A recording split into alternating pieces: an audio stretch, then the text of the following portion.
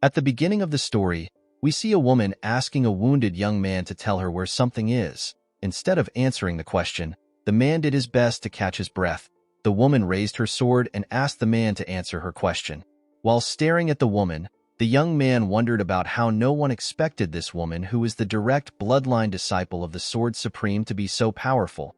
No one expected that the young woman would be powerful enough to slaughter hundreds of demonic humans in one strike. The young woman is known as the Divine Blade. Her name is Siola. Siola is the one who killed the heavenly demon who had caused the Great Orthodox Demon War. The Divine Blade grabbed the young man and asked him to tell her where the rest of the demonic humans went to. Siola asked the man to help her if he has an inkling of guilt. While looking at the woman with eyes filled with sadness, the man told himself that he definitely knows the location she is searching for. Unfortunately, our protagonist could not speak because his vocal cords have been destroyed. Of course, the real reason he could not speak was because there was a spell on his heart that binds him from saying anything. As tears flowed from her eyes, Siola told the man that this is his last chance. She revealed to him that all her comrades want to kill him right now. She assured him that she will do everything she can to save him if he gives her an answer. While crying heavily, the Divine Blade begged the young man to give her an answer.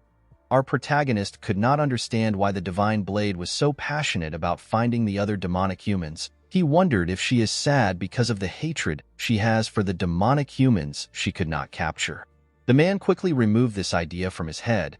He realized that Siola was sad because of Jang Seon-yun, who is also known as the Meteor Blade. Song-yun is the fiancé of Siola. He was kidnapped by demonic humans. The young man smiled when he gained this realization. He found it funny that the strongest person in the world is anxious about a single man. Siola was annoyed to see our boy smiling. She threw him to the ground out of anger.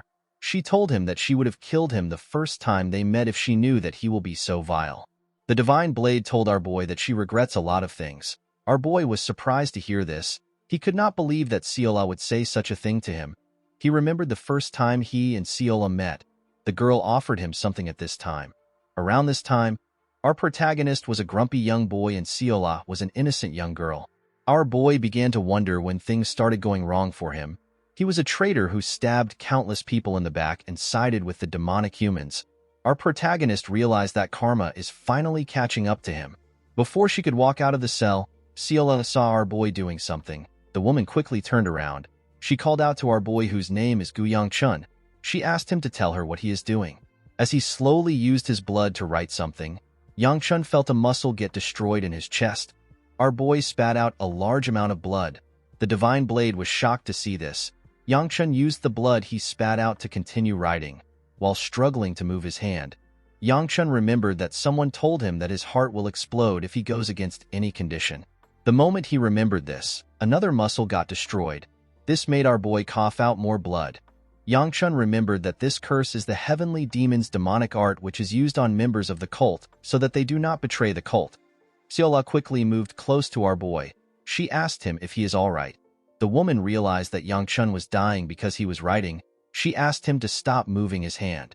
Unfortunately for her, Yongchun could no longer hear her. While writing, our boy wondered if Siola would believe him if he told her that he was framed. Yongchun knew that she would never believe him even if he had a ton of excuses. After saying this to himself, our boy finished writing the location. Siola was shocked to see what Yongchun wrote with his blood.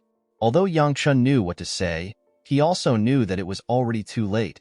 He did not see what his words would change. The moment Yongchun finished writing, he began to scream in pain as his heart slowly tore apart. After screaming for a while, our boy fell to the ground and looked up. He wondered about the kind of life he lived. He remembered when he stood next to a woman in her last moments. The woman raised her hand up and touched Yongchun's face. With a bright smile on her face, the woman asked her brother to be happy. While remembering how he spent his life, Siola called out to our boy. She asked him if he is okay.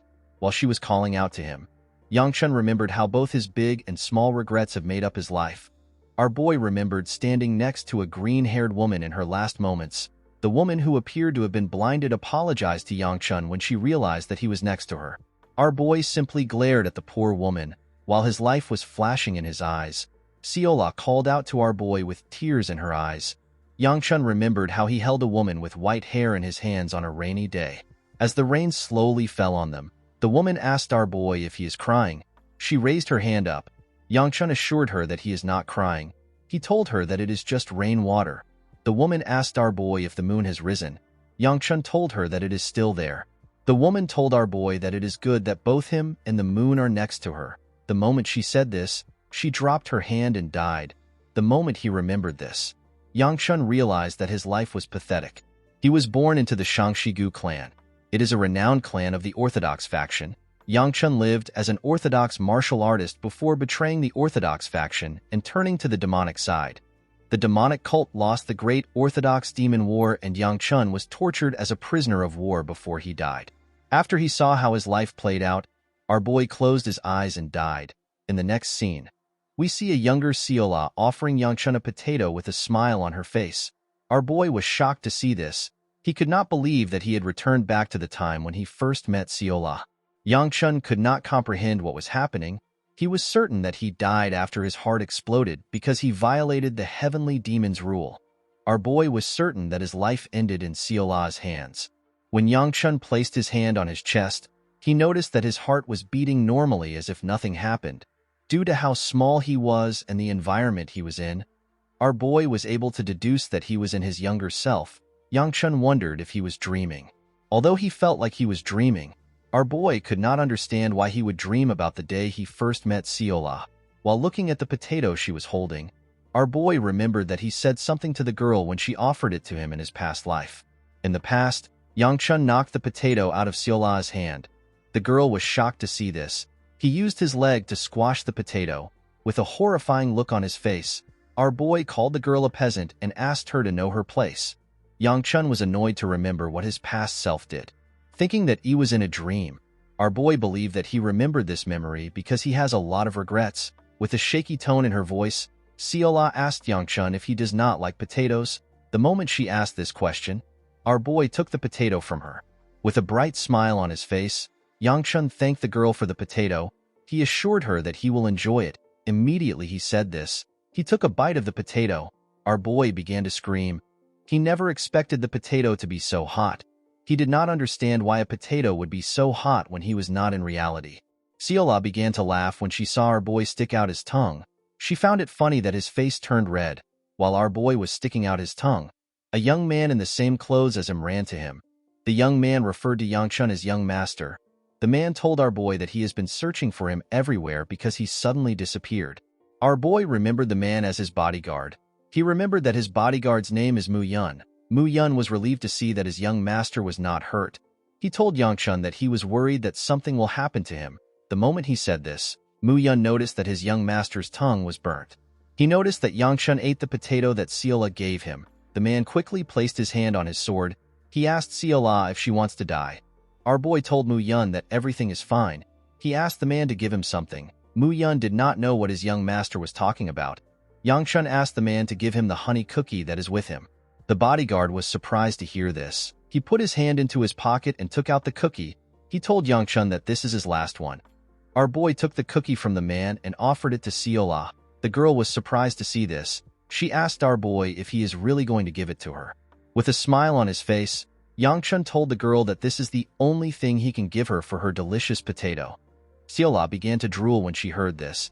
She revealed to our boy that this is her first time getting something that shines so well and smells very nice. Before she could accept the snack, someone called out to her. Seola turned around to see an old man who she calls Grandpa. The old man ran to hug his granddaughter and told her that she is safe. Seola hugged her grandpa with a smile on her face. The old man reminded his granddaughter that he told her to never let go of his hand. Seola assured the man that everything turned out okay. She told him that she even got some potatoes. The man told the girl that potatoes are not the problem. He asked her if she is fine.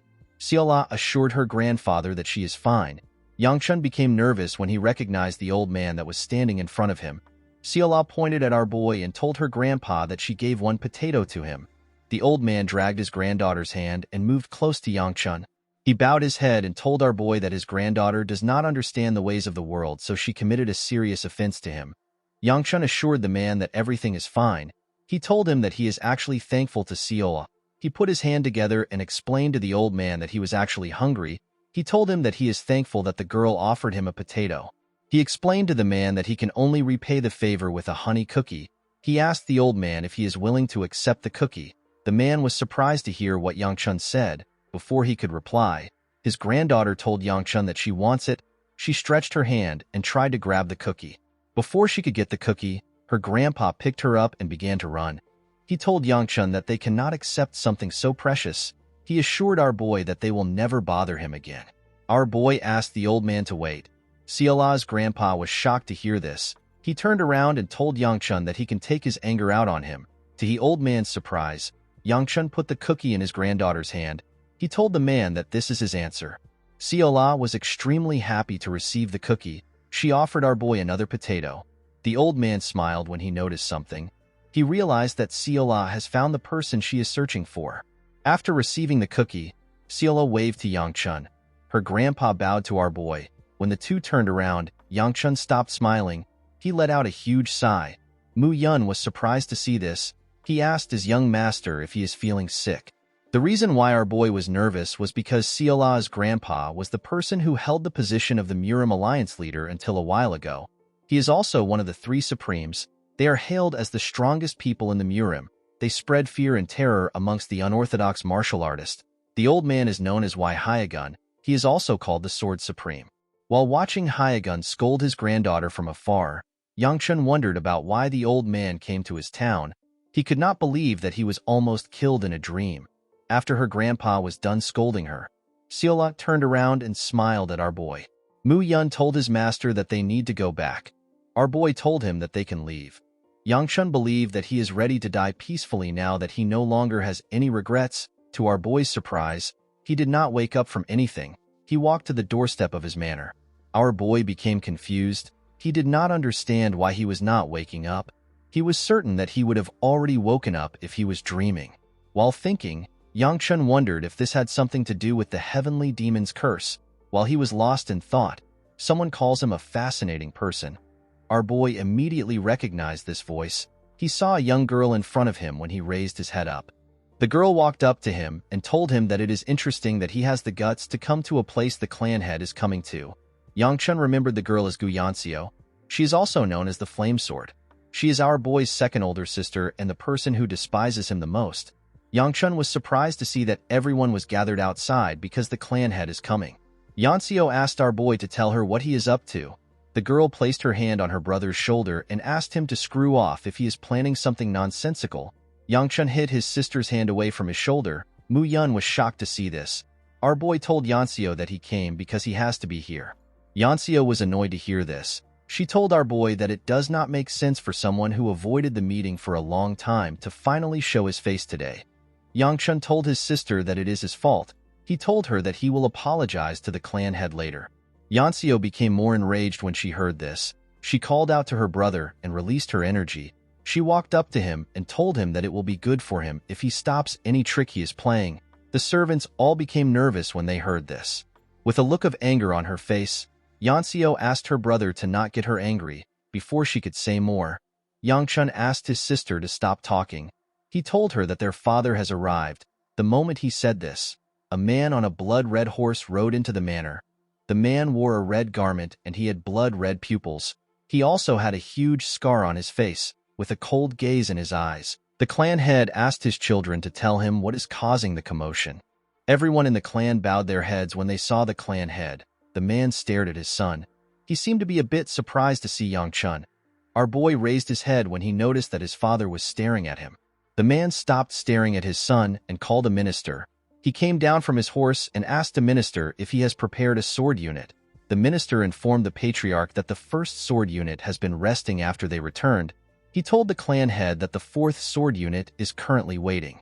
As he walked forward with the servants, the patriarch ordered the minister to inform the fourth sword unit to finish their preparations. He told the man to tell them to meet him once they are done. Yangchun was nervous when he saw his father's gaze. Although he did not know if he was in a dream, our boy still did not like his father's gaze at all. Before he walked away, the patriarch turned around and asked Yangchun to come to his room once they are done with their meal.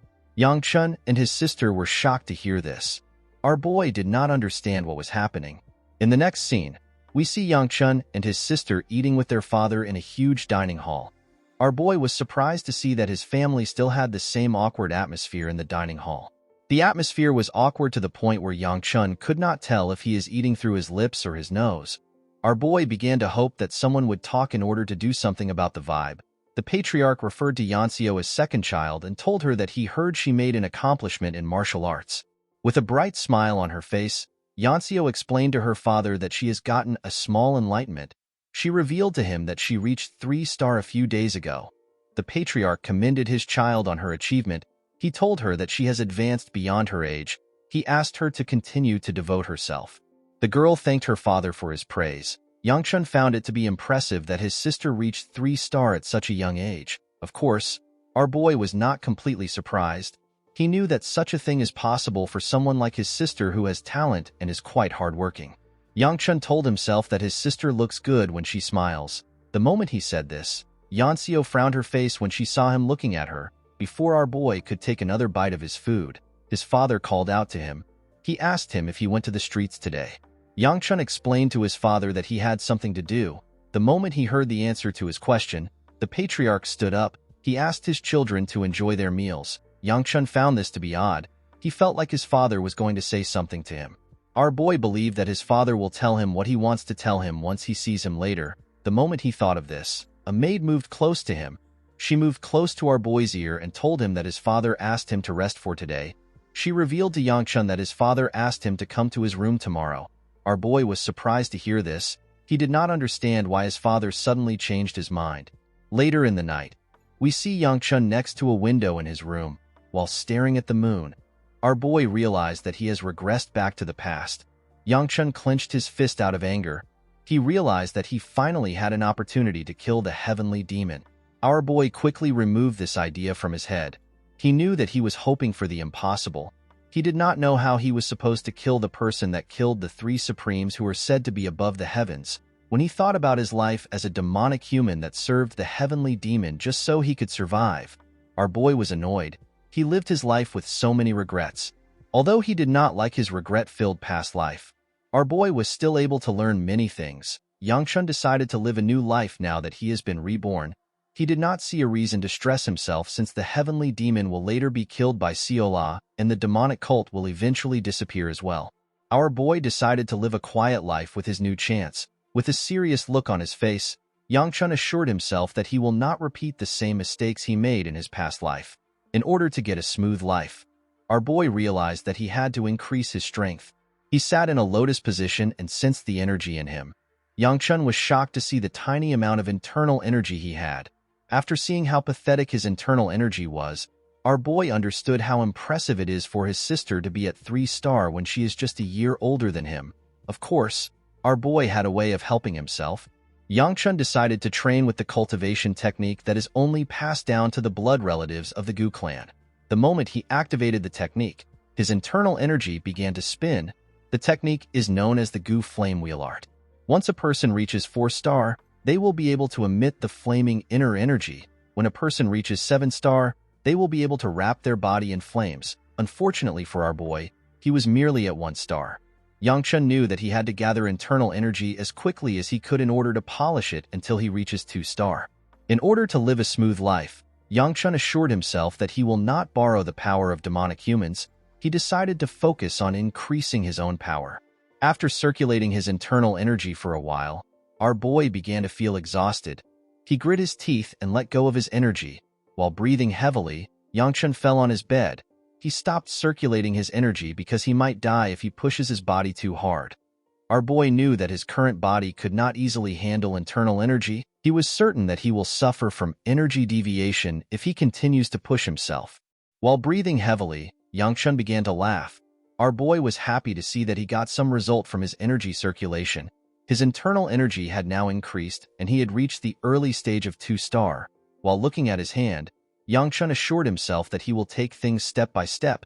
He wanted to improve in a way that isn't slow but still different from his past life. He assured himself that he will not make stupid mistakes that will negatively affect his upcoming future. The next day, Yangchun woke up tired. Our boy was surprised to see that his entire body was still in pain from the training he did yesterday. While wearing his clothes, Yangchun told himself that it is his fault that he did not train until now. Yangchun decided to go to his father's room later. He decided to use his time to train now. The moment our boy opened his door, he saw something shocking. Yangchun saw Seola at his doorstep. The girl greeted our boy with a smile on her face. In this world, a crack suddenly appeared in the sky. A man on the road was surprised to see the crack. The man's friend asked him to tell him why he is looking up. The man asked his friend if a star has always been in that part of the sky. While looking at the crack, the man saw a huge eye inside it. The man was horrified to see this. Unfortunately for the man, monsters tore through the empty space before he could react. The cracks are known as the gates of the demon realm. Each sect created a group that could fight against these monsters. These groups are known as sword units. Every sect has a sword unit. The Gu family had 5 sword units. Our boy's eldest sister, whose name is Gu Weibai, is the commander of the 5th sword unit. Yangchun spent half of his life under his harsh sister's command. It was during his time with his sister that he formally met Seola. Yangchun was certain that he was supposed to meet Seola half a year later after the potato incident. Our boy could not comprehend why the girl was currently at his doorstep. He decided to go back into his room. He believed that he was seeing things because he slept so late last night. Seola held his clothes before he could go back in. She asked him to wait. She greeted our boy and decided to formally introduce herself. Before she could speak, someone hits her hand. The person turns out to be Hyagun. The old man reminded his granddaughter that she cannot treat Yangchun like that. Our boy was shocked to hear what the Sword Supreme said. Hyagun asked Seola to apologize to our boy. The girl bowed her head and apologized to Yangchun. Our boy did not understand what was happening. Hyagun bowed his head to him and introduced himself as Waimun. He explained to Yangchun that he will be serving him starting from today thanks to his father. He assured our boy that he will move his weak body to serve him well. Yangchun was surprised to see that the Sword Supreme introduced himself as Waimun instead of Wai Hyagun. Seola introduced herself with her real name and told our boy that she will be serving him with her grandpa. Yangchun was horrified to hear that the strongest people in the world want to serve him. Our boy realized that his father must have allowed the Sword Supreme to do this for a reason. He realized that his new life is already screwed from the beginning. Yangchun greeted the Sword Supreme and asked him to call him by his name. Hyagun called our boy young master. This made Yangchun more uncomfortable. While sitting at his doorstep, our boy was shocked to see what was happening. He couldn't believe that the Sword Supreme was using a broom to sweep his house. The old man turned around and smiled at Yangchun when he saw him staring at him. Our boy felt nervous when he saw the old man smile at him. He did not know what to say. While her grandpa was sweeping, Seola received a large amount of clothes from the other maids. The maids told our girl that the clothes are too much. Seola assured them that she can carry the clothes. While she was shaking, one of the maids offered to assist her with the clothes. The girl assured them that she can carry the clothes. Unfortunately for the girl, she hit her leg on a rock and fell to the ground. The clothes scattered and poured all over the place. Seola hit her head on the ground and the bucket fell on her head. Yangchun and the others felt bad for the girl. The other maids quickly rushed to assist her. Yangchun was surprised to see that the girl was bad at chores. Our boy was certain that Seola was supposed to possess a martial arts talent within her. He did not understand why she was so clumsy. While thinking, Yangchun stood up. The moment he stood up, Seola stopped crying and walked up to him. Our boy asked the girl to finish the chore she is working on. Seola revealed to Yangchun that she was told to follow him around. With a confident look on her face, the girl revealed to our boy that her grandpa ordered her to follow him around. The moment she said this, Yangchun realized that the girl was his direct servant. Our boy quickly understood that Seola was dumped on him because nobody wanted to deal with him. Yangchun wondered if it is fair for his personal servant to be decided so haphazardly. Seola climbed on his stairs and moved close to him. The girl was helping our boy fix up his clothes. Yangchun could deal with Seola, but the pressure of the Sword Supreme was just too much for him to handle. After she was done tying his clothes, Seola asked our boy to take a look. Our boy's clothes was wrinkled. Yangchun turned around and fixed his clothes himself. Our boy wondered if his father hired the Sword Supreme and his granddaughter even after he knew their identity. He wondered if they hired Hyagun and Seola because too many servants have quit. Yangchun put on his shoes. He decided to confront his father on the issue when he gets to his room, before our boy could leave his house. Seola asked him to wait for her. Our boy told the girl that she is not going with him. He told her that she has to stay in order to get a hang of things. Seola became sad when she heard this. Our boy was surprised to see this. He walked to his gate and asked our girl to finish learning how to do her job before closing the gate. Yangchun asked Seola to do her best. He told her that he will bring her a treat. After saying this, our boy closed the gate. Seola became happy when she heard about the treat. Her grandpa was relieved to see that her mood had changed. The scene shifts and we see Yangchun at his father's doorstep. Before entering his room, Yangchun thinks about how scary the situation is. He was never close with his father, and he had never personally spoken to him. He wondered about what he should say to him. Our boy was certain that his father had something important to tell him since he was the one who called for him.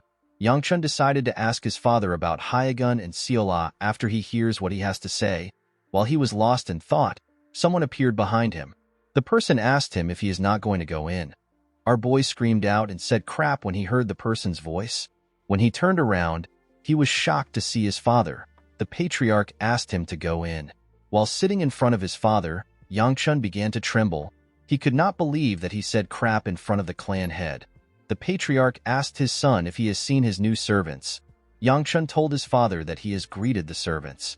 The clan head asked Yangchun to tell him what he thinks of his new servants.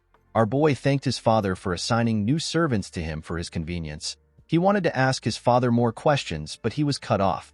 The patriarch asked his son to not ask any more questions. He assured him that he will reveal the details to him in time. Yangchun accepted his father's order. Upon seeing how his father shut him down, our boy realized that his father hired Hyegun and Seola even when he knew their true identity. He wondered if the patriarch has a deal with the Sword Supreme. The clan head asked his son to not worry about minor problems. He ordered Yangchun to prepare to head out to the Unified Dragon Assembly tomorrow. Our boy accepted the order. The moment he accepted the order, Yangchun tried to remember what the Unified Dragon Assembly is. After thinking for some minutes, Yangchun remembered the kind of place he was being sent to. The scene shifts and we see Yangchun asking his bodyguard to slit his throat. Mu Yun was shocked to hear this. He asked his young master if he really doesn't want to go to the Unified Dragon Assembly. Our boy told his bodyguard that he really has no interest. The Unified Dragon Assembly is an important event where new members of the Sword Unit are chosen. It is held biannually for the sake of the Sword Unit who work in closing the gates of the Demon Realm. They risk their own lives for the sake of the Gu clan and the residents of Shangxi. It is expected that those of the Gu clan's direct bloodline would be required to attend such an event. Yangchun ordered Mu Yun to slit his throat. He assured his bodyguard that he will no longer have to go if he is dead. Mu Yun took out a scroll containing the clan head's signature. He told our boy that his father will kill him by himself if he does not go. He revealed to our boy that a man known as Elder Li will be there. Yangchun was shocked to hear this. Mu Yun revealed to his master that Elder Li promised to beat him up if he does not go to the Unified Dragon Assembly. While the two were talking, some servants were loading up the carriage. Yangchun could not believe that Elder Li was also going to be there. Among the elders, our boy believes that Elder Li is quite nasty and harsh. The old man always believes that Yangchun was expected to act with decorum since he is the only son of their family. In other words, the elders saw him as someone who is responsible for the clan's honor and prestige. Although our boy did not like the fact that the man was hard on him, he still respected Elder Li. The elder is a very busy man. Even though he is busy, he would always meet Yangchun to teach him something when he has the time. Due to the elder's scolding and punishments, our boy always tries to avoid him as much as he could. Even his father never paid this much attention to him. Yangchun said that it is amazing how he still became a loser despite all the old man's teachings. Our boy asked Mu Yun about the time they are going to leave. Mu Yun explained to his master that they will leave as soon as everyone is ready. While they were talking, we see some maids complimenting Seola. They told her that she is so beautiful. While they were talking, our boy called out to a maid known as Honghua. He asked the maid if she is not yet ready. Honghua apologized to her master. She told him that she is trying to prepare Seola. Yangchun asked the maid if our girl caused trouble again. Before she could explain herself, Seola stepped out and showed our boy her new clothes. Yangchun was shocked to see how beautiful the girl was. His face began to slowly turn red. Seola moved close to our boy, with a bright smile on her face. The girl informed Yangchun that everyone told her that she looks beautiful. Our boy faced the other side and asked the girl to tell him what this has to do with him. Even though he said this, Yangchun was also thinking about how beautiful Seola was.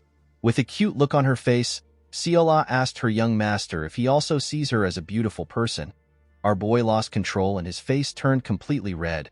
He turned to Mu Yun and told him that they need to start going. The scene shifts and we see Seola stick out her head while the carriage was moving. Our girl was happy to be inside a moving carriage. She never expected it to be so fast. Manhwa asked Seola if this is her first time on a carriage. Our girl told her that it is. She explained to the lady that she always thought that horses are for eating. She never expected a horse to be able to run so fast. While they were talking, Yangchun stuck out his head and asked Mu Yun about the place where the Unified Dragon Assembly is taking place. Mu Yun revealed to his young master that the event is taking place at the Heavenly Exchange. Yangchun remembered that this is the most famous shopping district in Shaanxi. He was surprised to see that Elder Li put in so much effort into the event. Mu Yun advised his young master to take a nap since it is a 4-hour trip. Our boy told his bodyguard that his advice is good. He explained to Mu Yun that he could not sleep because he was training last night. While he was talking, Yangchun hears Seola explain how delicious horse meat is to Manhwa. Our boy was annoyed to see that the girl was so loud. He put something in her mouth and asked her to shut up. When she checked what our boy put in her mouth, Seola was surprised to see a sweet. She sat down and began to lick the sweet. After giving the girl the sweet, Yangchun decided to get some rest. In the next scene, we see Seola wake up our boy to ask him for more sweets. The girl soon realized that Yangchun no longer had any sweets. Manhwa asked our girl if she has told our boy that they have arrived at their destination. The moment he heard this, Yangchun raised his head up. When he stepped out of the carriage, our boy saw a beautiful, vibrant city filled with lanterns. Yangchun realized that the city was filled because the event is a big festival in Shaanxi. While our boy was stretching his body, someone comes to meet him. The man greeted our boy and asked him if he is tired from his journey. The man introduced himself as Chun Ishil. He told our boy that he is the vice merchant head of the Heavenly Exchange. With a smile on his face, Chun told Yangchun that it is his honor to meet the rising star of the Gu clan. Our boy put his hand together and also introduced himself to the man. Chun revealed to Yangchun that the first day of the event went by smoothly because of Elder Li and his sister. Chun offered to guide our boy to his room in order for him to rest. Our boy remembered his sister's face when the man mentioned her. He hoped that he wouldn't come across her during his time here. Unfortunately for him, his worry became a reality. Yangchun saw his sister on his way to his room. The girl glared at her brother when she saw him. Our boy greeted Yanxio. The girl asked him not to greet her because she does not want to hear his voice. With a smile on her face, Yanxio asked her brother to not cause trouble at the Unified Dragon Assembly. She told him that there is nothing more hideous than shaming their family's name. Yangchun assured the girl that he will be as quiet as a mouse. He asked her not to worry about him. Yanxio became angry when she heard this. She told her brother that she is not worried about him. The moment she said this, she noticed that Seola hid behind our boy when their eyes met. Yanxio was annoyed to see our girl. She told her brother that old habits never die. She asked him if he is going to behave the way he usually does at the event. Yangchun did not understand what his sister was talking about. He asked her to explain what she means. With a look of disappointment on her face, Yanxio told her brother that people don't change. The moment she said this, she went inside her room and slammed the door. Our boy could not understand why his sister was acting weird. He apologized to Chun for causing a small commotion. The man assured Yangchun that it is fine. He told our boy that it is normal for siblings to fight. Our boy told the man that he wants to stop somewhere before he goes into his room. The scene shifts and we are taken to a large arena. Seola was shocked to see how large the arena was. She told our boy that she has never seen such a large building. Yangchun had heard that merchants measure each other's financial power through how much money they put into festivals. Our boy never expected the Heavenly Exchange to spend so much money on one festival. The event that took place today was to celebrate the sword unit and their incredible efforts. The duels will be held to pick new sword unit members tomorrow. Yangchun was happy to see that those of the Gu clan's bloodline do not have to participate in the event. All he has to do is to watch the duels. Our boy assured himself that nothing will happen because all he has to do is watch. The moment he said this, we see a huge man standing behind him. The man was also wearing the same red clothes as Yangchun. The huge man told our boy that he is surprised to see that he did not run away. Yangchun was shocked to hear the man's voice. He quickly turned around. The man stretched out his hand. Yangchun was terrified to see the man's hand coming towards him. He realized that he needed to block the attack.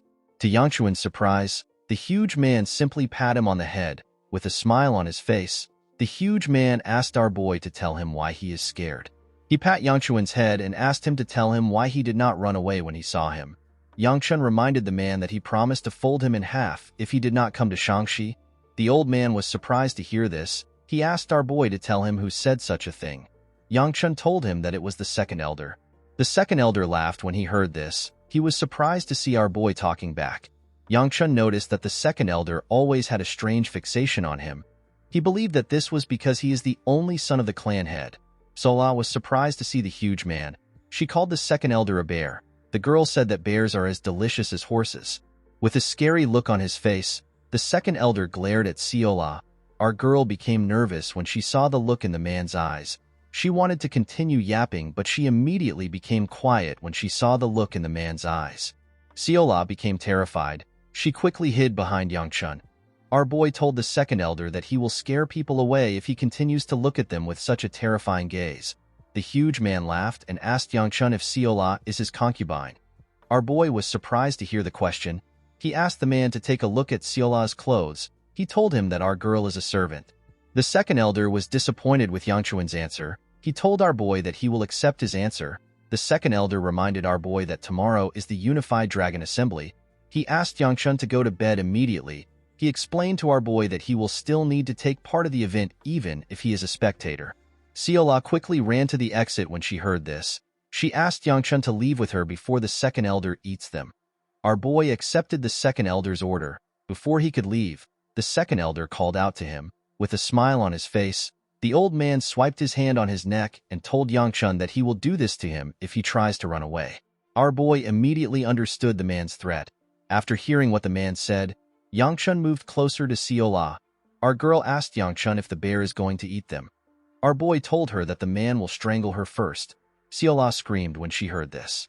While walking away, the second elder realized something. He noticed that there was something different about Yangchun.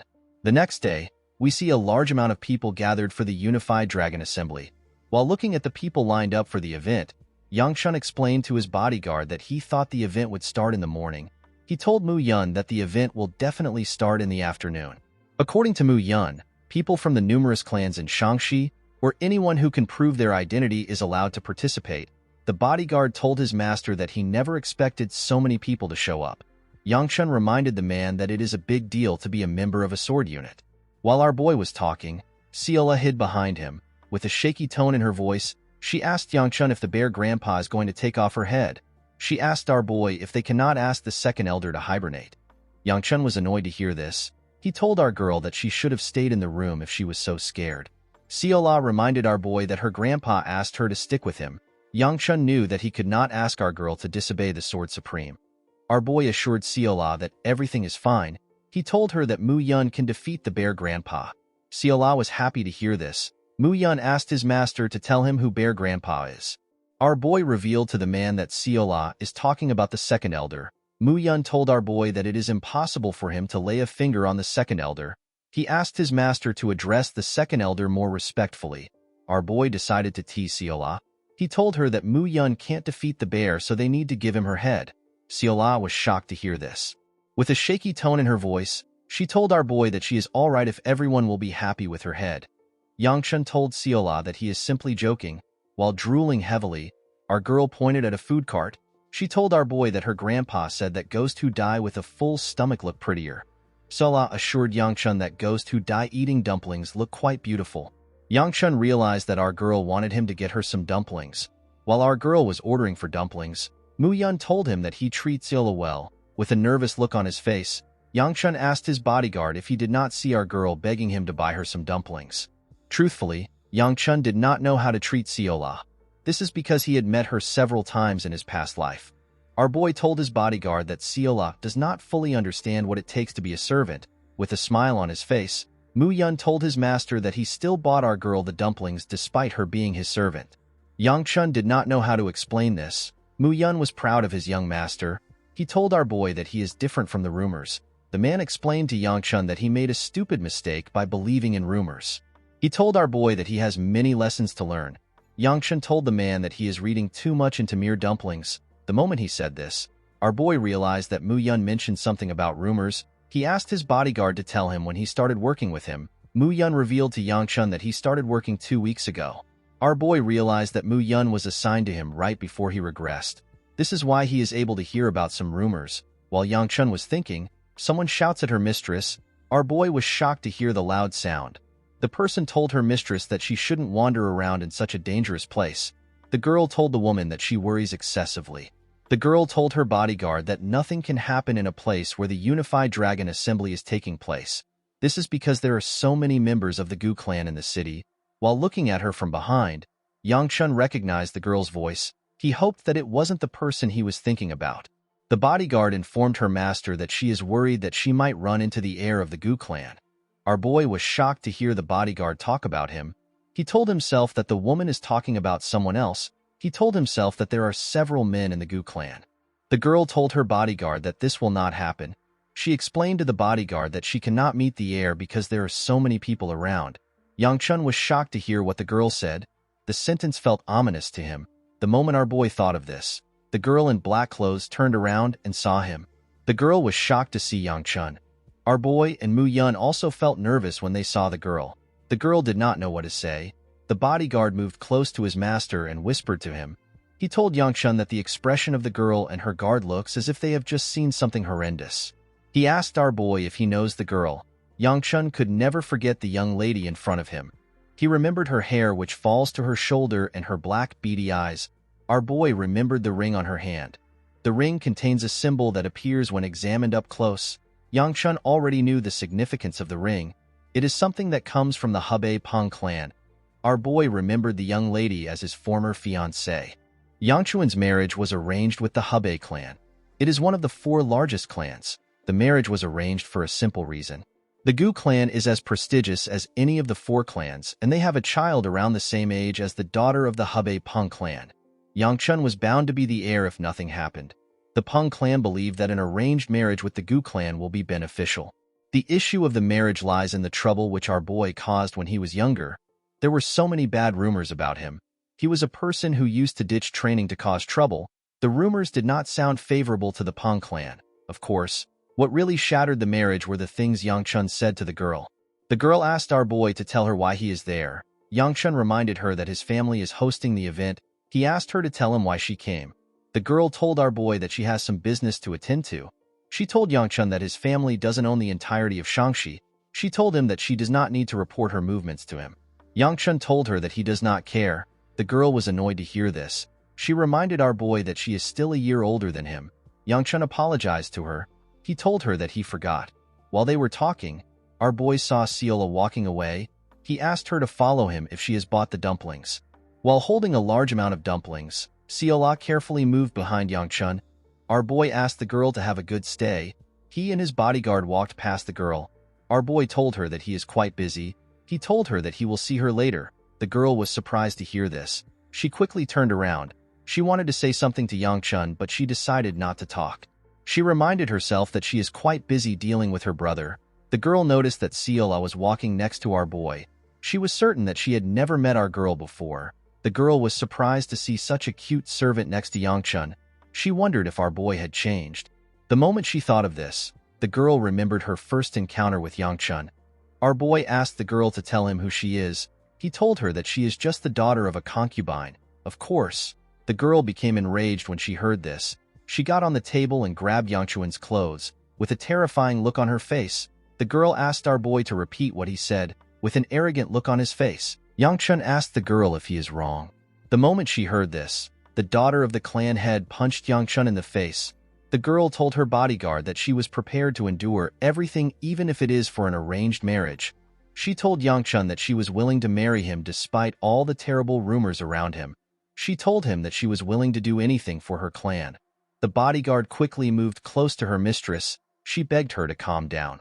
The girl moved her bodyguard out of the way. She moved close to our boy and raised a chair up. She told Yangchun that he is dead. After remembering what our boy said to her, the girl assured herself that nothing has changed about Yangchun.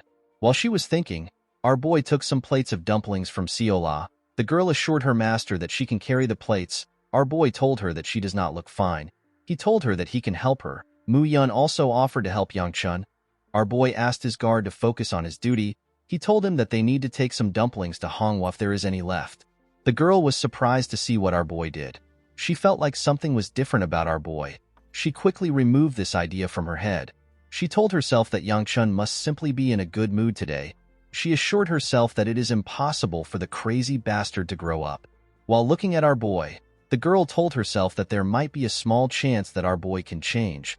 Before Yangchun and his bodyguard could enter the building, they hear someone yell at another person. Our boy and his group quickly turn to the side.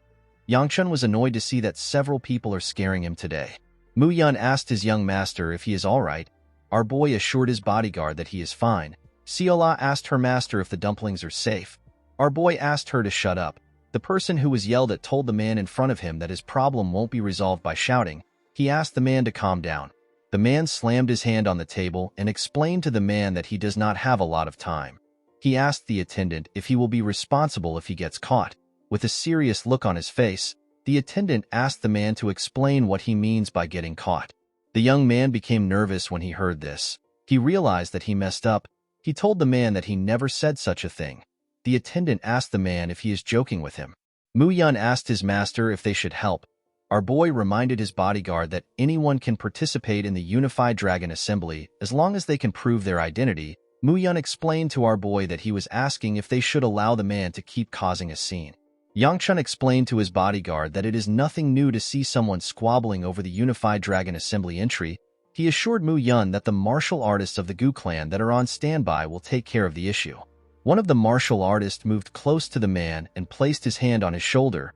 He asked the man to stop his act here. The moment the martial artist touched his shoulder, the man held his hand and slammed him to the ground. The attendant was shocked to see this.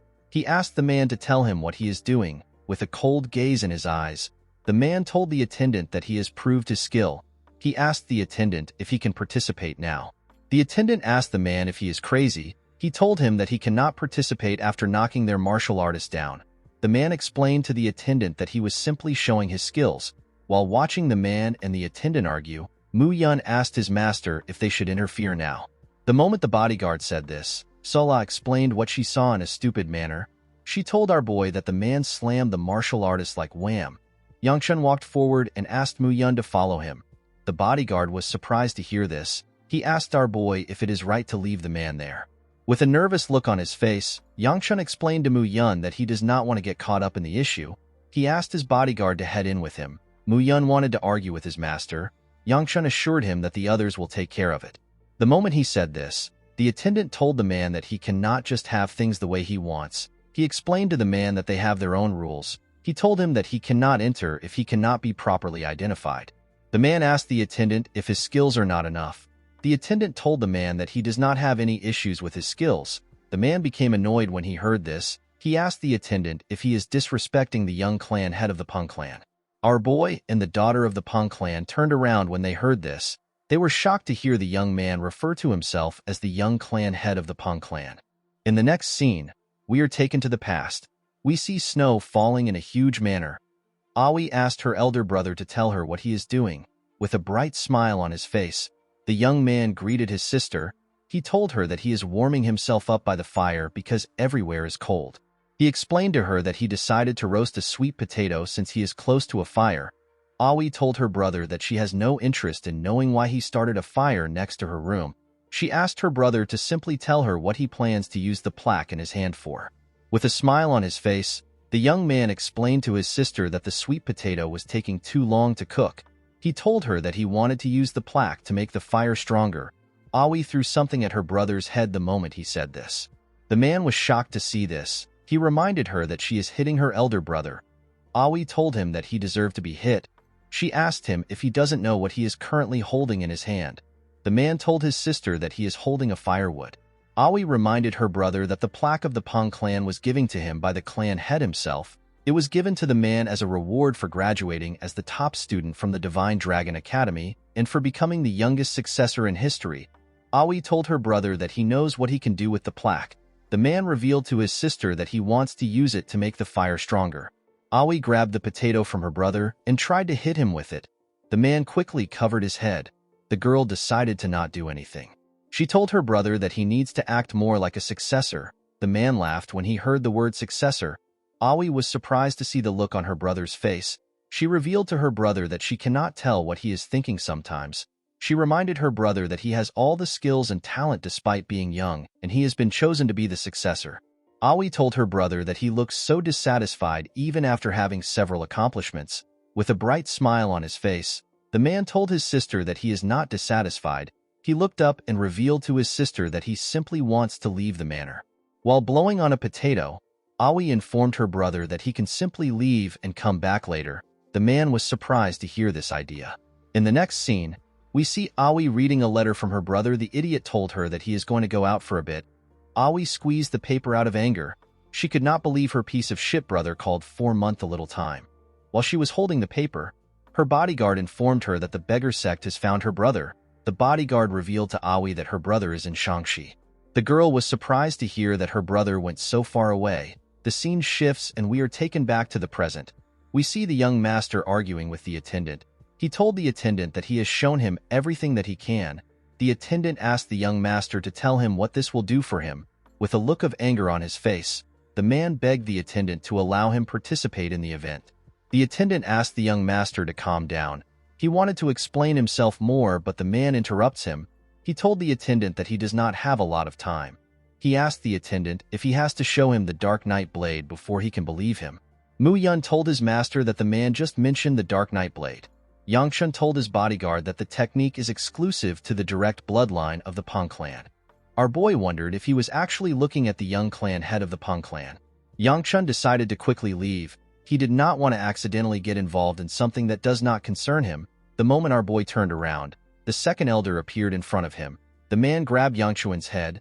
The second elder told the man that he must be the young clan head if he knows about the Dark Knight blade. Immediately the elder grabbed his head. Yangchun realized that he is screwed.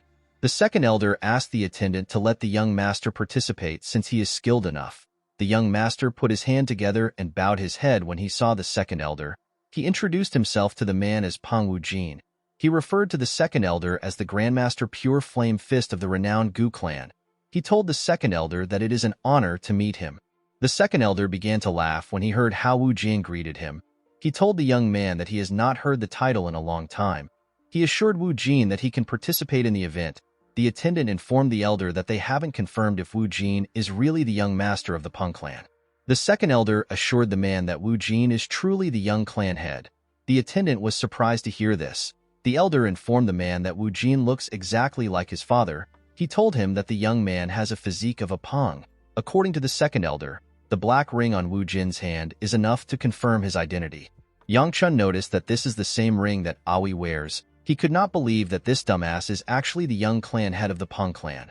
With a smile on his face, the second elder asked Wu Jin to tell him the reason why the successor of the Peng clan wants to participate in an event when its purpose is to choose new members for the Gu clan sword unit. With a confident look on his face, Wu Jin told the man that it is not fun at the Peng clan. The second elder began to laugh when he heard this. He told Wu Jin that his reason is not bad. Our boy wondered if Wu Jin had lost his mind. The second elder asked the man if he got permission from his family. Wu Jin informed the elder that he ran away from home because he did not think that his family would allow him to come. The elder laughed harder when he heard this. He asked our boy if he heard what the man said. Our boy wondered if Wu Jin is stupid. The elder noticed that Wu Jin was well trained. He asked the man for his age. Wu Jin told the elder that he will be 23 this year.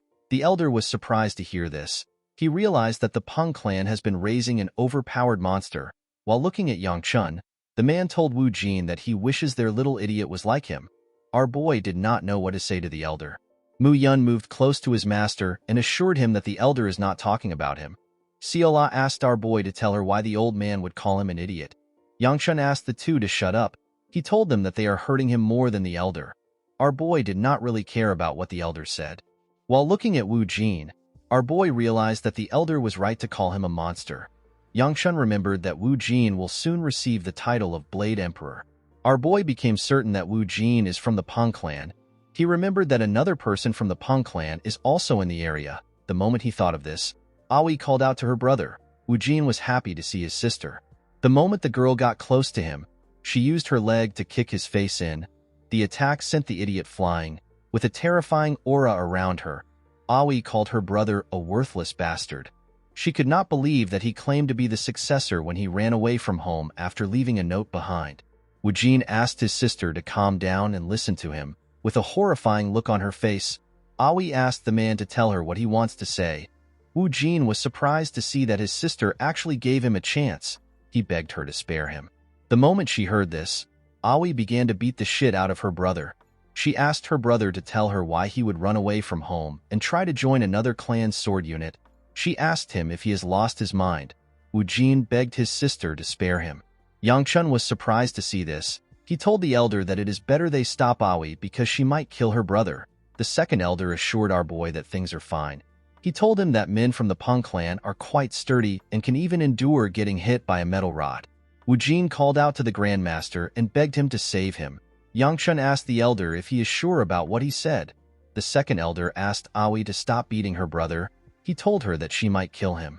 Aoi was annoyed to hear someone talking to her. She wanted to curse the person who intervened, but she quickly kept her mouth closed when she realized that it was the Grandmaster. Aoi turned around and greeted the second elder. She apologized to the man for seeing her and her brother fight over trivial family issues. The elder assured her that it is fine. He told her that he enjoyed meeting someone as funny as Wu Jin. Aoi assured the elder that she will definitely compensate him for the incident. She told the man that she and her brother will be leaving. Wu Jin told his sister that he will stay. Aoi was annoyed to hear this. She asked her brother if he was not beaten enough. With a cold gaze in his eyes, Wu Jin asked his sister if he looks like someone who is joking. The girl became nervous when she saw the look in her brother's eyes. She asked him to tell her his reason. Wu Jin revealed to his sister that their clan is boring. Aoi asked her brother if the Gu clan and other clans are more interesting. The man told his sister that this clans are probably more interesting than their own. Aoi placed her hand on Wu Jin's shoulder and begged him to grow up. She reminded him that he is the clan successor. Wu Jin explained to his sister that he wants to enjoy life before he becomes the clan head. He reminded her that the only way to not become clan head is to be crippled or to die. However, both options were not good to the man. Wu Jin revealed to his sister that he does not want to become clan head. He told her that everyone in the clan apart from them is simply a beast wearing a name tag. The man told his sister that he will become the clan head so that she doesn't have to. Yang Chun asked the second elder if he is really going to let Wu Jin participate in the competition. He asked him if he wants to get involved in the matters of the Peng clan. The Grandmaster told our boy that he wants Wu Jin to participate, but he does not want to get involved in the Peng clan's problem. While looking at the two siblings, the second elder thought of a solution. With a smile on his face, the elder told Wu Jin that he can participate if he wins against him. Everyone was shocked to hear this. Aoi told the elder that this doesn't make any sense. Yang Chun asked the second elder if he has finally lost his mind. With a smile on his face, the elder informed Wu Jin that the winner will be decided in 10 moves. With a serious look on his face, Wu Jin asked the man if that is all. The second elder told the man that he does not lie. The moment he said this, Aoi asked her bodyguard whose name is Yobi to get her brother. The second elder decided to create some rules. He told Wu Jin that he will win if he manages to touch him within 10 turns. The moment he said this, Wu Jin appeared behind him. He grabbed Yobi's sword and was about to strike the elder. Before his attack could touch the man, he began to laugh. The second elder told Wu Jin that he is too impatient. The moment he said this, the man turned around and clenched his fist. The scene shifts and we are taken to the arena. An announcer informs the audience that they are going to see a fight between the two stars who will lead the Gu clan in future. He refers to Yanxiu as the Flame Sword. The girl smiled when she heard this. The person who Yanxiu is fighting is Yang Chun. While staring at his sister, our boy wondered about why he is currently about to fight his sister. The scene shifts and we are taken back to the past. We see the second elder land a heavy punch on Wu Jin's face. The attack sent the young man flying. The old man took a deep breath. With a smile on his face, he told Yang Chun and Aoi that he won. Our boy and Aoi were surprised to hear this. Yang Chun reminded the Grandmaster that he was supposed to dodge the attack. The second elder asked our boy if he ever created such a rule. He told Yang Chun that they both agreed to the sparring match. He assured him that Wu Jin will soon wake up since he controlled his strength. Our boy informed the man that he will not do anything if the Peng clan comes to meet them. The second elder reminded Yang Chun that he is the pure flame fist. He assured him that he will not die alone. Yang Chun told the man that he hopes he dies a lonesome death. Immediately he said this, he called out to Aoi. He informed her that the second elder did everything on his own accord. Aoi informed him that it is fine. She told our boy that she is relieved to see her brother unconscious. She explained to him that she does not know the kind of trouble her brother could have caused. She told our boy that it made sense for the second elder to suggest the spar. The Grandmaster laughed when he heard this. He never had such an intention. He revealed to Aoi that he suggested the spar because he believed that it was funny. Yangchun could not believe that a man like this became an elder in their clan. While our boy was thinking, Seola tapped him. Yangchun told her that they can leave now. To his surprise, Seola was impressed by the elder. She told our boy that the bear grandpa was so cool. She even tried to describe how he fought. Yangchun was surprised to hear this. Our girl's expression were so honest. Yangchun wondered about how such a nice kid saved the world. The second elder was happy to hear Seola praising him. He told her that she has a better eye than the gloomy kid next to her. The man decided to give Seola a present. He put his hand into his clothes and brought out a red cookie. Seola was shocked to see the cookie. She told the old man that she has always liked him from the start. The second elder asked Yangchun if he is disappointed because only Seola received a gift. He told our boy that he has something to give him. Yangchun told the elder that he does not like sweets. To his surprise, the Grandmaster revealed to him that he is going to participate in an exhibition match after the Unified Dragon Assembly. The scene shifts and we are taken back to the present. Yanseo asked her brother if he is not using a sword. Yangchun was surprised to hear this. He wondered if he used a sword in the past. The Gu Flame Wheel art can be utilized with a variety of weapons, and it is known to be especially effective with the sword or the fist. Eventually, Yangchun realized that using his fist worked best for him. He decided to quit the sword. Our boy wondered if it looks weird for him to suddenly stop using a sword.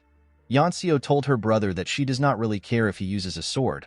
Our boy was happy to hear this. He was happy to see that his sister would overlook this thanks to her nasty personality. With a smile on her face, Yanseo told our boy that she is happy and grateful to have this opportunity. Yangchun was surprised to hear his sister call the situation an opportunity. With a creepy smile on her face, Yanseo told our boy that she finally has a legitimate reason to beat him up in front of everyone. Yangchun became nervous when he heard this. Our boy remembered how he argued with the second elder. He asked the man to tell him why he has to fight with his sister.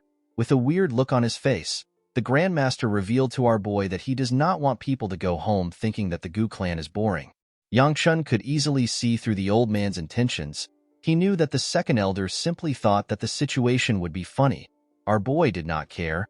He decided to surrender while he is fighting. Almost like he knew what Yangchun was thinking, with a smile on his face, the second elder pointed at Wu Jin and informed our boy that the same thing will happen to him if he surrenders. Yangchun could not understand why the elder was causing him so much trouble. He asked the man if he really wants to see him get beaten up badly in front of many people.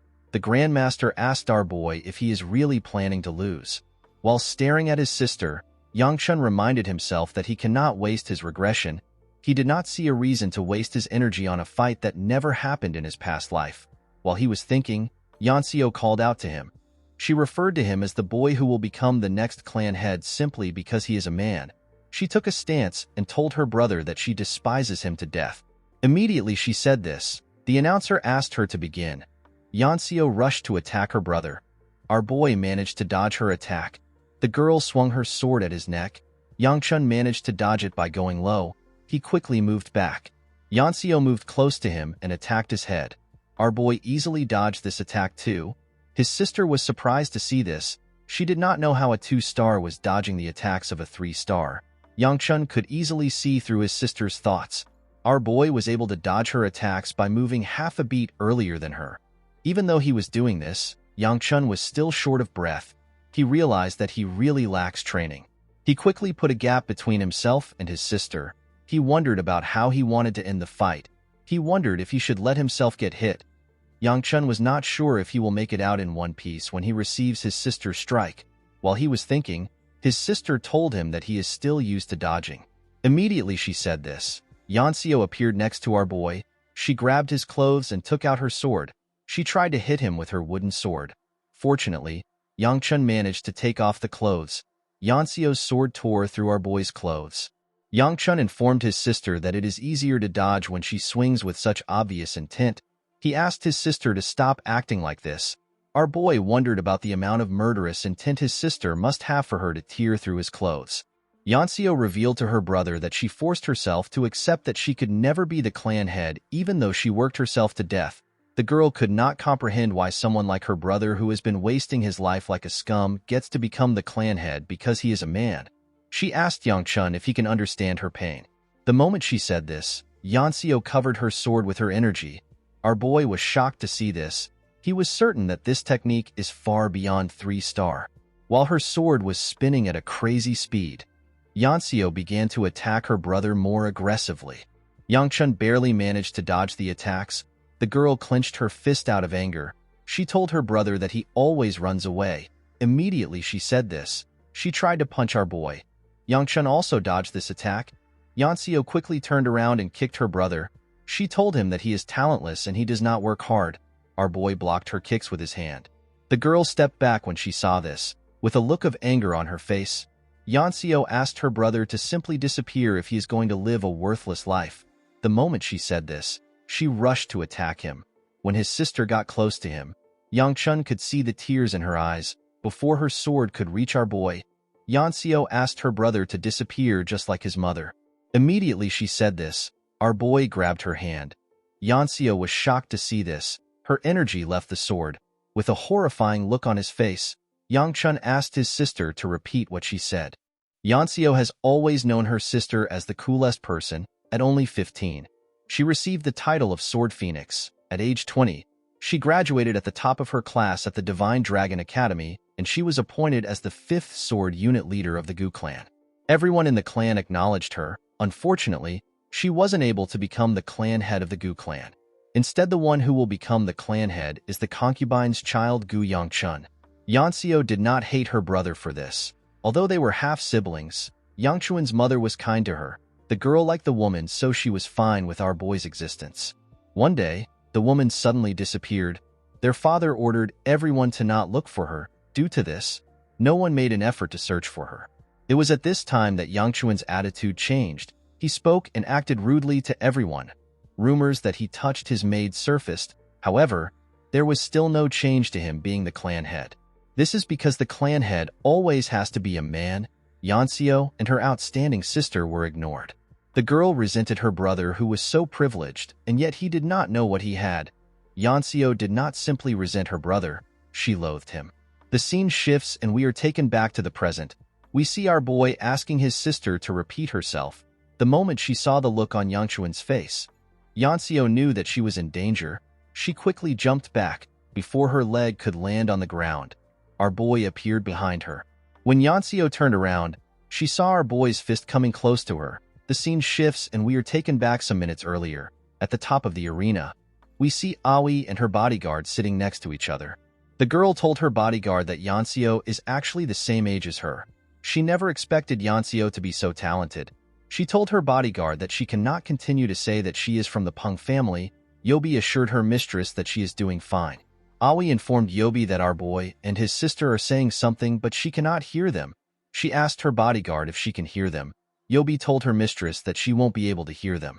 Aoi asked the woman to tell her the reason. Before she could answer, Wu Jian placed his hand on his sister's head and explained to her that the second elder has covered the stage with his internal energy. He told her that it is impossible to hear Yangchun and his sister. While looking at her brother's swollen face, Aoi asked him to not tell people that he is from their clan with his face. Wu Jin asked her if she is embarrassed of him. The girl believed that this was a stupid question. She asked her brother to stay at the assembly until his swelling goes down. Yobi handed the man an ice pouch. Wu Jin asked his sister if the person fighting is the Sword Phoenix sibling. Aoi informed her brother that Yanxiu is already at 3-star and her swordsmanship is very smooth. While eating ice, Wu Jin told his little sister that he is asking if the person who is dodging is the younger sibling of the Sword Phoenix. Yobi revealed to her young master that both Yangchun and Yanxiu are siblings of the Sword Phoenix. Wu Jin smiled when he heard this. He could not believe that the Gu clan had another genius other than the Sword Phoenix. While he was watching the fight, Aoi stared at her brother. She remembered what he told her about having fun before becoming the clan head. The girl realized that her brother will not be able to have this look in his eyes after he becomes clan head. While she was staring at him, Wu Jin said that the fight is over. At the stage, we see our boy trying to punch his sister. Yanxiu was certain that she would get an opportunity if she dodges this attack. Fortunately for her, she managed to dodge the attack. The girl covered her sword with her energy and aimed her sword at Yangchun's head. Before the sword could touch him, Yangchun told his sister that he understands her. He understood why his sister would hate him for the way he has lived his life. Our boy raised his hand and asked Yanxiu to also understand what he is about to do. Immediately he said this. Yangchun used his hand to hit her sword away. Yanxiu was shocked to see this. Our boy covered his hand with his energy and used it to hit her on the head. The girl lost consciousness and fell to the ground. Immediately, she fell to the ground. The announcer said that our boy has won the match. In the next scene, we see Yang-chun sitting on a table at the gate of the arena. Our boy wondered about what he just did. He never planned to win. He did not expect the energy of a two-star to make his sister lose consciousness. Yang-chun hoped that nothing happened to his sister. Our boy became sad when he remembered how his sister asked him to disappear. While he was thinking, Mu-yun and Seola came to meet him. The bodyguard asked his master if he is hurt. Our boy told him that he is. He asked Mu-yun about the situation inside the arena. Mu-yun revealed to his master that the entire atmosphere is abuzz because of him. He explained to Yang-chun that no one expected him to win. Our boy was not surprised to hear this. He knew that people would be shocked when the scoundrel defeated an upcoming prospect. Mu-yun revealed to his master that the atmosphere became a bit calm because the second elder immediately began to conclude things at the assembly. Yang-chun was relieved to hear this. He told his bodyguard that they need to leave before the second elder bumps into them, before our boy could take a step. Sola informed him that he is bleeding. Yang-chun explained to our girl that it is proof that he cannot yet handle his internal energy properly. Seola grabbed his hand and slowly wrapped a bandage around it. While blushing, Yang-chun told our girl that it is not a big deal. To our boy's surprise, Seola struggled to wrap his hand with the bandage. With tears in her eyes, Seola asked Yang-chun to forgive her. She told him that she cannot do it properly. She begged our boy to not get hurt again. While Yang-chun was staring at her, Woo-jin came close to him. With a smile on his face, the man told our boy that he also doesn't want him to get hurt. Yang-chun called him a bastard and asked him to read the room. Woo-jin was surprised to hear this. He wanted to question our boy, but he did not give him the chance to. Yang-chun greeted the man. The moment Woo-jin greeted our boy, Aoi asked her brother to leave with her. The girl hid behind her bodyguard. She seemed to be embarrassed. With a smile on his face, Woo-jin asked his sister if she feels awkward because she was once engaged to Yang-chun. He told Aoi that this is the best time to reconcile with our boy. Yang-chun also felt awkward. He asked Woo-jin to tell him why he came to see him. The man asked our boy to call him Brother Peng from now on. Yang-chun explained to the man that he will not get anything from being close to someone like him. Woo-jin laughed when he heard this. He revealed to our boy that he thought the Gu clan only had the Sword Phoenix whose name is Gu Wibi. He told Yang-chun that he never expected their clan to have a hidden talent like him. Due to the fact that Woo-jin mentioned his sister's name, our boy asked Woo-jin if he knows her. With a smile on his face, Woo-jin told Yang-chun that he is close to his sister. However, he is not certain about what his sister thinks of them. Our boy immediately realized that the man is not close to Wibi. After introducing himself, Woo-jin decided to leave. As the man and the bodyguard walked forward, Yang-chun noticed that Aoi was in front of him. He asked the girl if she also has something to say. With a nervous look on her face, Aoi reminded our boy about the day their engagement was broken off. Before she could say more, Yang-chun said sorry to her. Aoi was surprised to hear this. Our boy apologized to her for calling her names and speaking rudely. He explained to the girl that although he is still immature, he was more immature at that time. Yang-chun told Aoi that she does not need to apologize since he deserved what he got. The girl smiled brightly when she heard this. She turned around and asked our boy to not lose what her brother gave him. Yang-chun was surprised to hear this. When he looked at his hand, he saw the Peng clan's plaque in his hand. Our boy wondered about what he was holding. While watching Aoi and her brother walk away, Yang-chun realized that there are still so many things that he needs to fix. In the next scene, we see Yang-chun returning home in his carriage. Seola had already fallen asleep, and she was resting on Manhwa. The woman was uncomfortable, but she did not want to disturb our girl. While looking at the sky, Yang-chun thinks about the fact that he had a spar with his sister. Our boy was certain that this never happened in his past life. It would have been impossible for him to win Yanseo. Yang-chun thinks about the fact that Seola is his servant. He realized that too many things are starting to diverge from the past that he knew. He wondered if the small act of kindness that he showed our girl changed something. Our boy realized that he needs to carry out his plans faster when he returns home. While thinking, Yang-chun sensed something. He quickly asked Mu-yun to check the demon's sensing charm. The man was surprised to hear this. He put his hand into his clothes and brought out the charm. With a smile on his face, Mu-yun raised the charm. He told his master that there are no changes to the charm. He explained to him that the charm should automatically glow if a demon realm gate opens nearby. He assured Yang-chun that nothing is wrong. The moment he said this, he noticed that the charm was glowing. He quickly raised the charm and ordered everyone to stop. As the charm slowly burned away, Mu Yun explained to everyone that a gate of the demon realm is nearby. He asked them to assume their combat positions. He reminded everyone that the safety of their master is the most important thing. Immediately he said this, Mu Yun saw Yang Chun next to his horse. He came down and told his master that it is dangerous here. He asked him to step into his carriage. Yang Chun assured him that he will listen to his complaints later. He asked him to look in front of him for now. The moment he raised his head up, Mu Yun saw a portal in front of him. The portal was green. The portal widened and monsters jumped out of it. The monsters were wolves with horns. A green portal represents the lowest levels of danger. Yang Chun covered his hand with his energy. Although the situation was a bit tricky, Yang Chun was certain that he could manage. He used his hand to hit a monster that came close to him on its head. Immediately he did this. He put his hand into the monster and pulled out a stone. These stones are the universally known weaknesses of the monsters. They are like hearts for monsters. Once they are extracted, the monsters will instantly die. While Yang Chun was staring at a demonic stone, another monster tried to attack him from behind. Our boy bent his head and gave the monster a heavy blow while he was under it. He took out its demonic stone. Immediately he did this, he began to breathe heavily. His internal energy had already dissipated. Our boy knew that it will be quite difficult for him to continue using the Gu Flame Wheel arts. Unfortunately for him, he did not have a lot of choices. Yang Chun needed to use the Gu Flame Wheel arts if he wanted to survive. While he was struggling to get up, the monsters rushed to attack him. Before our boy could do anything, Mu Yun appeared in front of him. The bodyguard used his sword to tear the monsters in front of him apart. Yang Chun was surprised to see how skilled his bodyguard was. He did not remember Mu Yun as a strong martial artist. Mu Yun turned around and asked his master if he is all right. Yang Chun was startled when he heard the question. He thanked his bodyguard for saving him. Our boy looked around. He asked Mu Yun if he is already done. The man told his master that there were not a lot of monsters to begin with. He reminded Yang Chun that the monsters were of the lowest class. Mu Yun asked his master to tell him why he fought. He told him that things would have been bad if he got injured. Our boy asked his guard to not worry about it. The moment he said this, Yang Chun's hand began to glow. Our boy was shocked to see this. While Mu Yun was looking around, he fell to his knees and used his body to cover his hand. He screamed out in pain. Mu Yun and the other warriors were shocked to see this. They quickly moved close to our boy. While he was on his knees, Yang Chun began to curse.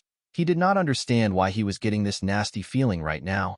Our boy was certain that this is the heavenly demon's art that absorbs demonic energy.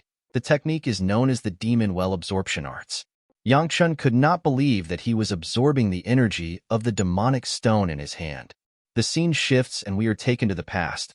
We see an injured man in white clothing. The man was on his knees. He looked around him and saw his fellow comrades on the floor. His sect was burning in purple flames.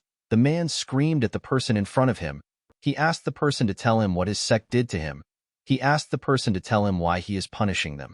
The person the man was talking to was Yang Chun. Our boy asked the man who he calls the blossom-splitting blade if this are his last words. Before the man could reply, someone head rolled next to him. The blossom-splitting blade was shocked to see who it was. He called out to his sect leader. While he was screaming, a huge shadow covered him. When he looked up, he saw a portal in the sky. A huge dragon came out of this portal. There was someone standing on this dragon. The person said that the blossom wasn't bad. Yang Chun went on his knees and bowed his head when he saw this person. The woman jumped down from the dragon's head. She told our boy that it was nowhere near enough to satisfy her. She said that she was only able to get some shallow joy from it.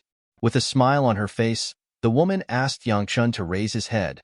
The scene shifts and we are taken back to the present. Our boy noticed something strange about the energy he was absorbing. He realized that the Gu Flame Wheel art is consuming the demonic energy. Yang Chun could not comprehend what was happening. He was certain that this never happened in his past life. While he was thinking, Siola and Mu Yun moved close to him. They both called out to him at the same time. Our boy raised his head up. Mu Yun asked him if he is all right. Yang Chun assured him that he is fine. He told him that he was more hurt from sparring than he expected. The bodyguard told his master that he will search for a doctor nearby. Yang Chun assured him that he is fine. He told him that he no longer needs to worry. Our boy believed that it will be best for him to hide the truth. He knew that it will not be good if people found out that he absorbed demonic energy. Siola grabbed her master's face. With a worried look on her face, She told Yangchun that his face looks bad. She asked him if he is in a lot of pain. Our boy assured her that he is fine. Our girl asked him if he is certain. She told him that his face looks bad. Yangchun was annoyed to hear this. He asked her to stop talking. Manhwa grabbed Seola's head. She told her that she is supposed to help their master instead of annoying him. Muyun explained to his master that they can visit a nearby apothecary if he is not feeling well. Our boy told him that he will be fine after a good night's sleep. He asked Muyun to get ready to continue the journey. Muyun accepted his master's order. He asked the other warriors to take care of things and take the useful carcass. While he was talking, Yangchun looked at his body. He noticed that he could no longer feel the demonic energy in his body. He wondered if the Gu Flame Wheel Arts really did something, due to the fact that the color of the demonic stone had faded. Our boy could tell that the energy within it has been properly absorbed. Yangchun crushed the stone with his hand. He decided to continue his journey. In the next scene, we see Yangchun and Seola at a stall. With a look of excitement on her face, Seola pointed at the honey cookies. Our boy walked past her and told her that he does not care. Seola was shocked to hear this. She asked our boy to tell her why he brought her out if he does not plan to buy any honey cookies for her. Our boy was surprised to hear this. He reminded Seola that he simply told her that he has some business in the market. Our girl latched onto Yangchuan's leg and used her grandpa as an excuse to follow him. Muyun asked his master to tell him why he came to the market. He reminded him that he has not recovered from his ordeal. He told Yangchun that there is no reason for him to come to the market the day after the Unified Dragon Assembly. He advised him to return home. He asked our boy if there is something he is looking for. He assured him that he can help him search for it. Yangchun understood that his bodyguard was worried. He told him that he cannot help him now. Our boy stopped walking when he arrived at an alleyway. He looked around to confirm if he is in the right place. Muyun asked his master if something is on the alleyway. Yangchun asked Seola to go home. He ordered his bodyguard to follow him. Seola asked our boy to tell her the reason why she has to leave. Yangchun asked her to return to the clan and to tell the other servants that he will be back in the afternoon. With a nervous look on her face, Seola mentioned her grandpa to our boy. Immediately he heard this. Yangchun told her that he will give her 10 honey cookies if she goes home now. Our girl stretched out her hand and asked our boy to add some dumplings to the deal. Yangchun accepted this offer and shook her hand to close the deal. Muyun asked his master to tell him where they are going. Our boy told him that he will soon find out. While walking in the alleyway, Yangchun looked at the buildings around. Muyun told his master that their current location is dangerous. Yangchun told him that he knows. Immediately he said this. He found the building he was looking for. The two of them moved to the entrance. Our boy told his bodyguard that he was worried that he won't find this place. Muyun asked him to tell him why he came here. Yangchun asked the man if something feels off. Muyun told his master that he is actually getting a bad feeling from the building itself.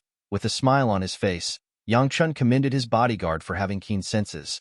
The moment he said this, our boy opened the door. When they stepped into the building, they saw some huge men. The men were surprised to see Yangchun and his bodyguard. They said that our boy might have taken a wrong turn. They asked themselves if they should kill the people in front of them. Muyun quickly placed his hand on the sword when he saw the mood in the air. While the huge men were talking, someone turned on a lamp. With a smile on his face, the man told Yangchun that he is in the wrong part of town. He asked him to tell him why he came here. Our boy told the man that he is a customer. The man laughed when he heard this. He told Yangchun that he will fix his attitude by chopping off his tongue. Muyun was annoyed to hear this. Our boy asked him to back down a bit. He turned to the man and told him that he already knew who he was from the moment he stepped in. He asked the man if he is worried that his clan will wipe the area clean. He assured the man that his clan has no reason to do this because it will be a loss for them. With a smile on his face, Yangchun asked the man to bring the regional manager before things turn into the situation that he fears. The man laughed when he heard this. He told our boy that he does not know where he heard his crap from. He told Yangchun that he actually lacks a lot of respect for his elders. The moment he said this, the huge men surrounded our boy and Muyun. With a smile on his face, Yangchun told the man that he also doesn't look like a polite person. The man laughed when he heard this. With a serious look on his face, he asked his men to attack.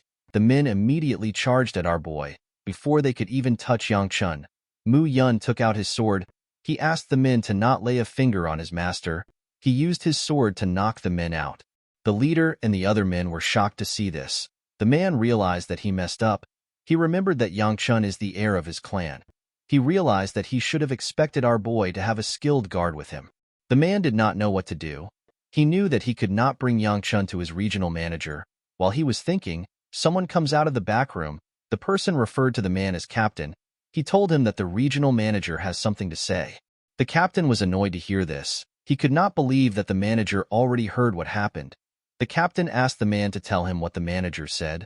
When Yang-chun saw the men talking, he believed that they were plotting something. He turned to Mu Yun and asked him to deal with the men. Before Mu Yun could do anything, the captain asked our boy to put away his sword. He opened the door and told him that the regional manager wants to meet him. Yang-chun told the men that they should have done this earlier. He ordered Mu Yun to put away his sword. He asked him to follow him. Mu Yun quickly moved close to his master. He told him that he doesn't understand what is happening. Our boy assured him that it is not a big deal. He revealed to him that he wanted to go to the beggars' sect, but there were a few problems. The beggars' sect were able to secure a spot amongst the 10 largest sects with the information they possessed.